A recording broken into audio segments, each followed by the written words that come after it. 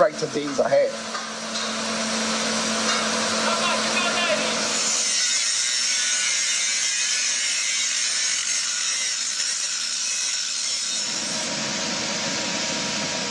Signs and sounds of work returning to the refinery greets our ears as Channels Television's crew approach the plant.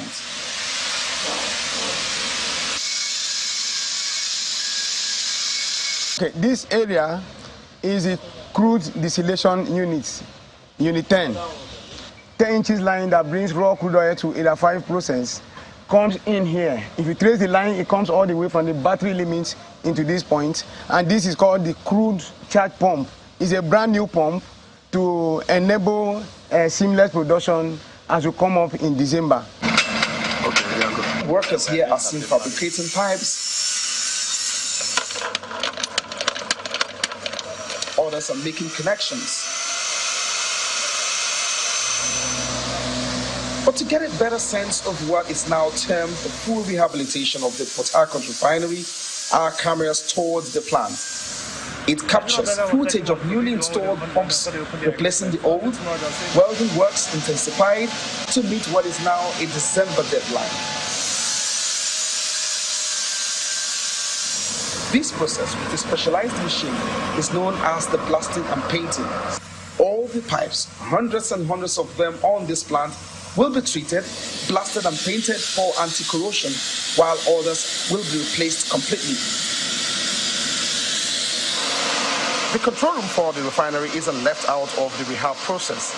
It's been installed with new equipment to allow for full automation.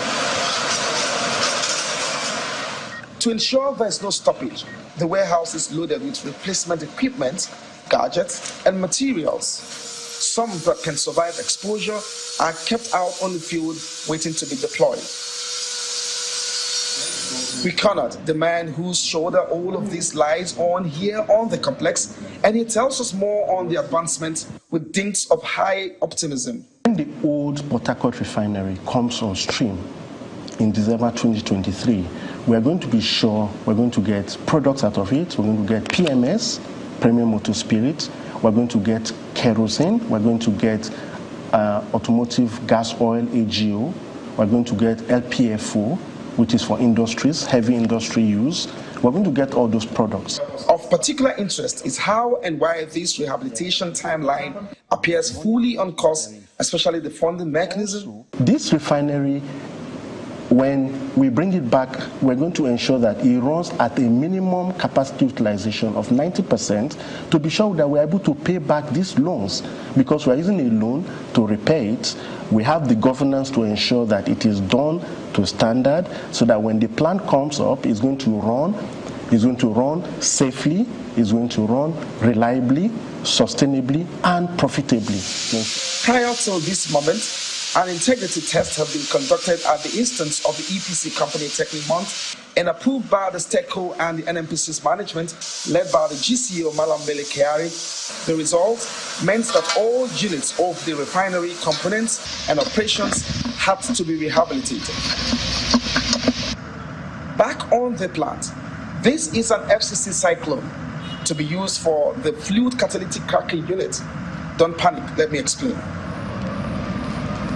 The FCC is regarded as the money spinner of the refinery where PMS is produced. So this brand new 70 tons equipment known as the Cyclone will be lifted by a heavy crane that has a long boom into the FCC reactor by cutting the top of the FCC and replacing the old with this new one. The FCC will be up and running when this unit is installed. So PMS will be produced from here. So there you have it. By December 2023, this year, this plant, the Port Harcourt Refinery 1, a 60,000 barrels capacity, has a date with history. It's barely a few months to that time. Will it come to life? That's the big question. From Port Harcourt Refinery here in LMA, Olu Phillips, Channels Television News.